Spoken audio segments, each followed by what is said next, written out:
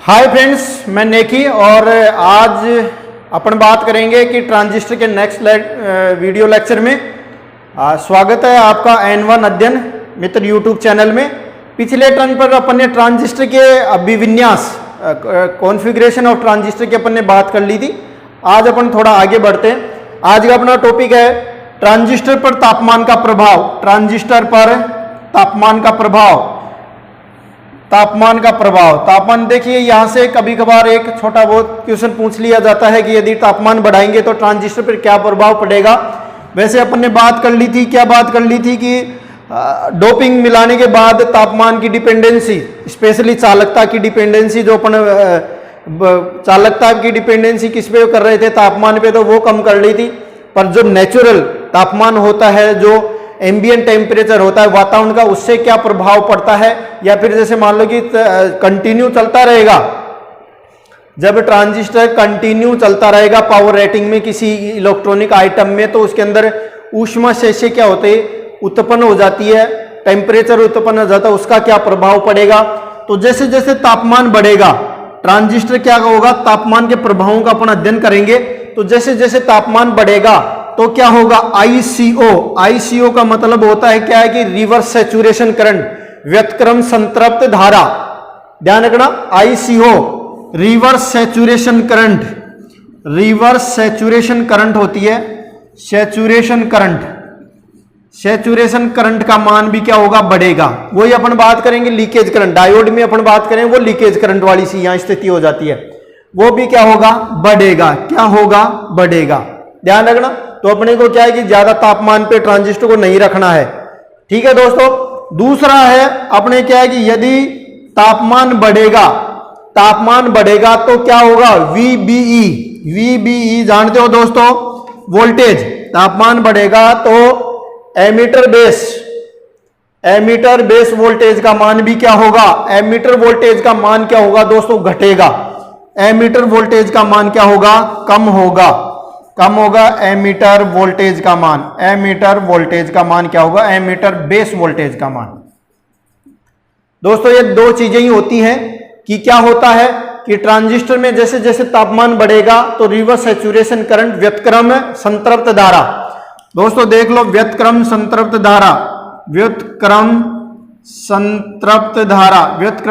धारा का मान क्या होगा, बढ़ेगा। और इसके अंदर क्या होगा, बेस एमीटर वोल्टेज का मान क्या होगा, कम होगा।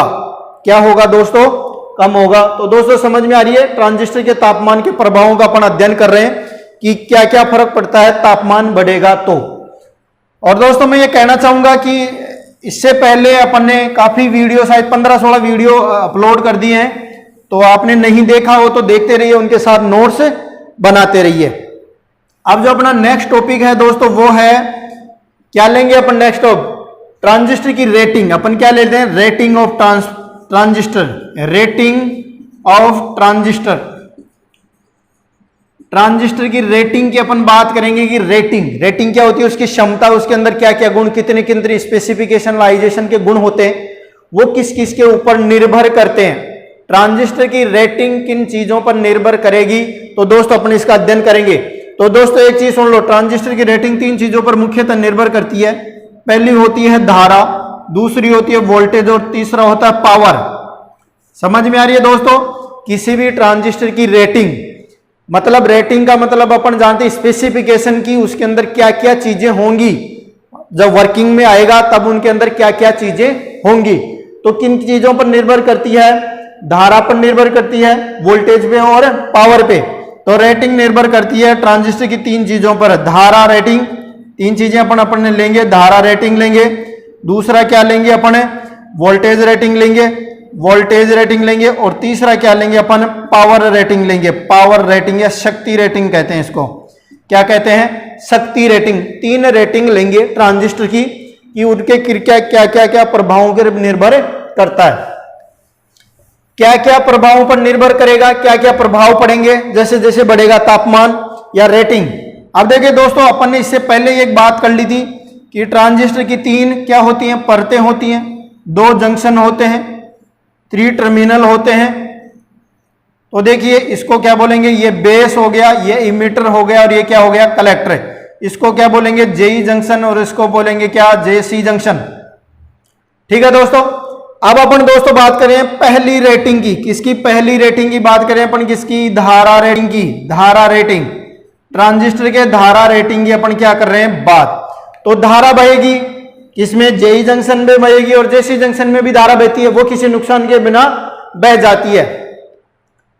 क्या बह जाती है, धारा बह तो जाएगी, पर क्या क्या करेगी, धारा क्या होती है, इस ट्रांजिस्टर में जो धारा बहती है वो किसके अनुपाती होती है, जेई और जेसी जंक्शन के cross section area, cross section area के, क्रॉस सेक्शन एरिया पे डिपेंड करती है। क्रॉस सेक्शन एरिया का मतलब व्यतक्रम काट, क्रॉस सेक्शन एरिया का मतलब अनुप्रस्थ काट क्षेत्रफल। दोस्तों समझ में आ रही है, क्रॉस सेक्शन एरिया का मतलब क्या होता है, अनुप्रस्थ काट क्षेत्रफल पर क्या करती है, निर्भर करती है। दोस्तों समझ में क्या आ रहा है, क्या करती है, ये निर्भर करती है। दूसरा किसके ऊपर निर्भर करेगी, दूसरा दोस्तों अनुप्रस्थ काट क्षेत्रफल पर क्या करेगी, निर्भर कर देगी। दूसरा किसके ऊपर निर्भर करेगी, शक्ति क्षय पर। किसके ऊपर करेगी, शक्ति क्षय पर निर्भर करेगी। अब ये देखो, ये तो अपन ने जान लिया, शक्ति क्षय कहते हैं जैसे भी विद्युत धारा बहती है तो क्या होगा, I²R लॉसेज होते हैं, प्रतिरोध होगा, धारा बह ही रही है तो क्या हो गया, शक्ति क्षय होगा यहाँ पे। तो धारा रेटिंग दो चीजों के ऊपर निर्भर करती है। कितनी चीजों पर निर्भर करती है दोस्तों, दो चीजों पर निर्भर करती है। पहला क्या है, जेई और जेसी जंक्शन के क्रॉस सेक्शन एरिया, और दूसरा शक्ति क्षय। शक्ति क्षय अपन ने समझ लिया है।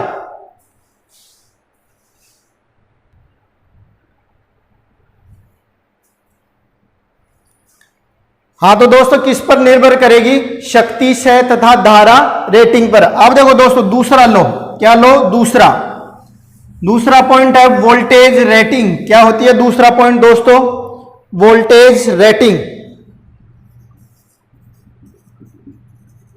वोल्टेज रेटिंग, देखो दोस्तों वोल्टेज रेटिंग होती है वो किसके ऊपर निर्भर करेगी, एवलांस ब्रेकडाउन पर। किसके ऊपर निर्भर करेगी दोस्तों, एवलांस ब्रेकडाउन पर करेगी, एवलांस ब्रेकडाउन पर करेगी ये काम। दोस्तों किसके ऊपर बढ़ेगी, एवलांस ब्रेकडाउन, एवलांस ब्रेकडाउन। दोस्तों अपन ने बात की थी कि जो रेटिंग होती है ट्रांजिस्टर की, वो दो चीजों पर निर्भर करती है, तीन चीजों पर निर्भर करती है, पावर, वोल्टेज और करंट।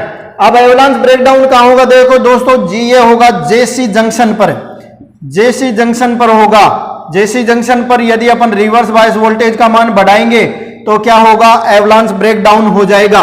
ट्रांजिस्टर में क्या हो जाएगा, एवलांस ब्रेकडाउन हो जाएगा। दोस्तों क्या हो जाएगा, एवलांस ब्रेकडाउन हो जाएगा, एवलांस ब्रेकडाउन। अब अपन ने अध्ययन कर लिया था कि दोस्तों एवलांस ब्रेकडाउन होता कैसे है, जब रिवर्स बायस अवस्था में अपन वोल्टेज बढ़ाते जाते हैं तो वोल्टेज ब्रेकडाउन दो प्रकार का होता है, एक जीनर ब्रेकडाउन होता है, एक एवलांस ब्रेकडाउन होता है।